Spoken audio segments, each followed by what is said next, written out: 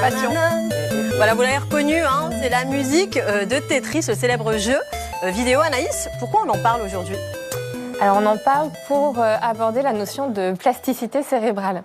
La plasticité cérébrale, c'est la capacité de notre cerveau à remodeler, modifier nos connexions neuronales dans le but d'acquérir des nouvelles compétences, des nouveaux savoirs, etc.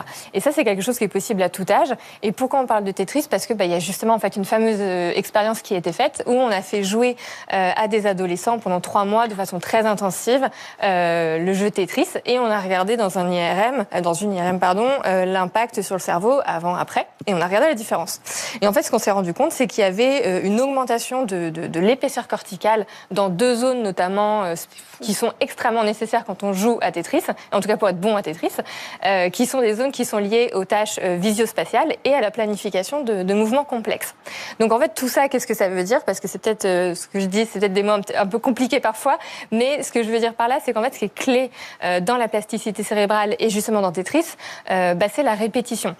Et ça, je vais donner une métaphore qui, je crois d'ailleurs, Sylvie, sort d'un de tes livres et que j'utilise régulièrement, la patronne, qui est en fait celui du terrain enneigé. En gros, l'idée, c'est de se dire, notre cerveau, c'est comme un terrain enneigé. Au début, on va marcher dedans, ça va être difficile, ça va être périlleux, mais plus on va marcher dessus, plus le chemin va se creuser et va devenir simple.